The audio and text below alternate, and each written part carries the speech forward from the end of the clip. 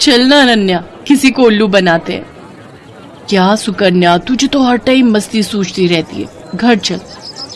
चल लेंगे ना, पर पहले किसी को बेवकूफ बनाते हैं। नहीं, बहुत हो गया। उल्टे पुल्टे काम तू करती है और डांट मुझे खानी पड़ती है। और सुन, वो कल पड़ोसन आंटी के साथ क्या किया तूने? क्यों, कुछ कह रही थी क्या? हाँ, मुझसे कह रही थी कि आजा तुझे सबक सिखाती हूँ। बता तूने क्या कहा उन्हें? अरे कुछ नहीं, वो मुझे बहुत खड़ूस लगती है तो मैं उनसे भिड़ गई। और जब उन्होंने मुझसे कहा कि वो मम्मी से शिकायत कर देंगी तो मैंने भी कह दिया, यहाँ मैं भी देख लूंगी, मेरा नाम अनन्या है, अनन्या।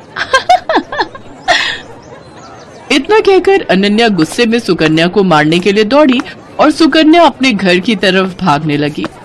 अनन्या और सुकन्या जुड़वा बहनें थीं, देखने में बिल्कुल एक जैसी। उनमें फर्क कर पाना बहुत ही मुश्किल था। कई बार तो उनके माता पिता भी उन्हें पहचानने में धोखा खा जाते थे और इस बात का सुकन्या बहुत फायदा उठाती थी। वो हमेशा कुछ भी शरारत करती तो डांट बेचारी अनन्या को खानी पड़ती। उस दिन भी घर देर से आने के लिए अनन्या को ही माँ से डांट खानी पड़ी। फिर शाम को, मिल गया सुकून तुझे? अरे यार, क्यों इतनी टेंशन लेती है? 1-2 साल बाद हमारी शादी हो जाएगी, फिर तू कहाँ और मैं कहाँ। सुकन्या धीरे धीरे और चालाक और कामचोर होती गई और अनन्या उतनी ही मेहनती और संस्कारी। मगर दोनों बहनों की किस्मत ने उन्हें एक दूसरे से दूर नहीं होने दिया। दोनों बहनों की शादी एक ही घर में हो गई। बड़े भाई की शादी सुकन्या से और छोटे की अनन्या से। अनन्या को घर का सारा काम आता था, खासकर वो खाना बहुत ही अच्छा बनाती थी, जबकि सुकन्या ने कभी कुछ नहीं सीखा। फिर एक दिन,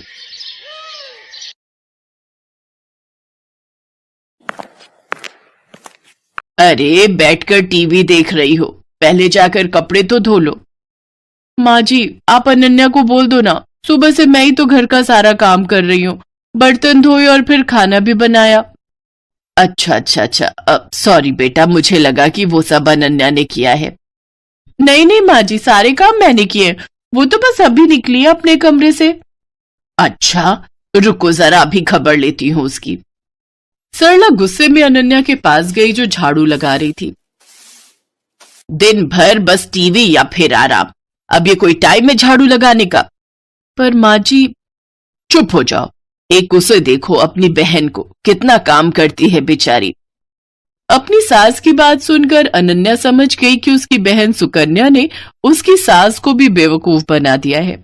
वो अपनी सास से कुछ नहीं बोली और चुपचाप झाड़ू लगाती रही। बेचारी अनन्या सुबह से शाम तक घर के सारे काम करती, लेकिन फिर भी उसे ही सास की डांट खानी पड़ती। फिर एक दिन, अरे बहू चल, मेरे साथ रसोई में आज मिलकर खाना बनाते हैं। ठीक है माँ जी, आप चलो, मैं आती हूँ। सरला रसोई की तरफ चली गई और सुकन्या सीधे अनन्या के कमरे में।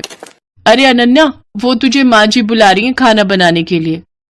अच्छा, बस अभी जाती हूँ। सुकन्या ने एक बार फिर अनन्या को बुद्धू बना दिया था और बेचारी अनन्या को पता ही नहीं था कि उसकी सास ने उसे नहीं बल्कि सुकन्या को बुलाया है। उधर रसोई में, आ गई, कहाँ रह गई थी? चलो एक काम करो, तुम आटा गूंथ दो, मैं सब्जी काट देती हूँ। ठीक है माँ जी। अनन्या ने बहुत जल्दी और बहुत अच्छा आटा गूंथा था, जिसे देखकर सरला बहुत खुश हुई। और फिर, क्या बात है, इतनी जल्दी और इतना अच्छा आटा गूंथ दिया। अरे तुम अनन्या को कुछ सिखाती क्यों नहीं हो? उसे तो कुछ भी नहीं आता। अनन्या समझ गई थी कि उसकी सास सरला उसे सुकन्या समझ रही थी और वो ये भी समझ गई थी कि रसोई के काम से बचने के लिए कामचोर सुकन्या ने उसे सरला के साथ भेज दिया। उसे सुकन्या पर बहुत गुस्सा आया, लेकिन वो कुछ बोली नहीं। ऐसे ही वक्त बीतता गया। सरला की नजर में घर का सारा काम सुकन्या करती थी, रसोई सुकन्या ही संभालती थी, जबकि अनन्या सिर्फ दिन भर टीवी देखती थी। जबकि सच इससे बिल्कुल उलट था। और फिर एक दिन, अरे बेटी सुकन्या। जी माँ जी, बताइए। उस दिन जो तुमने हलवा बनाया था ना, वो बादाम वाला, मेरा खाने का बहुत मन हो रहा है, मेरे लिए बना दो ना। इसमें कौन सी बड़ी बात है, लो आप टीवी देखो, मैं बस अभी लाती हूँ बनाकर। ना ना, मुझे तो खाना है ही, पर मुझे वो हलवा बनाना भी सीखना है, तो मैं भी चलती हूँ साथ। तुम बनाना और मैं देखूंगी।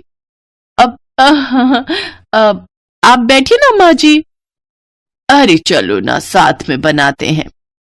सरला जिद पर अड़ गई थी और उधर सुकन्या की हालत खराब हो रही थी क्योंकि आज तक उसने कभी कुछ बढ़िया नहीं बनाया था, जबकि उसकी सास सरला को लगता था कि सुकन्या ने पूरी रसोई संभाल रखी है। लेकिन सुकन्या इतनी जल्दी हार कैसे मान लेती? उसने फौरन दिमाग दौड़ाया। अब माँ जी, मैं तैयारी करती हूँ, तब तक आप बादाम ले आइए। अरे मुझे अपने कमरे में जाना पड़ेगा, बादाम का डिब्बा वहीं रखा है, चलो मैं लेकर आती हूँ। जैसे ही सरला अपने कमरे की तरफ गई तभी रसोई में अनन्या आ गई। उसने बिल्कुल सुकन्या जैसी ही साड़ी पहन रखी थी। तू जा, मैं देख लूंगी। पक्का ना? हाँ हाँ, मुझे पता है कि तुझे कितना हलवा बनाना आता है, जल्दी कर वरना माँ जी आ जाएंगी। अनन्या नहीं चाहती थी कि उसकी बहन को डांट पड़े, इसलिए वो सुकन्या बनकर रसोई में काम करने लगी। उसने अपनी सास को सुकन्या बनकर ही हलवा बनाना सिखाया। हलवा बहुत ही स्वादिष्ट बना था। सरला सुकन्या से बहुत खुश थी क्योंकि वो तो अनन्या को सुकन्या ही समझ रही थी। फिर जाते जाते सरला ने अनन्या से कहा, बेटी सुकन्या, तुम ना अपनी बहन को भी समझाओ, मुझे तो उसे देखते ही गुस्सा आ जाता है। बताओ, तुम दोनों एक ही माँ की कोख से जन्मी हो, लेकिन तुम में और उसमें कितना अंतर है।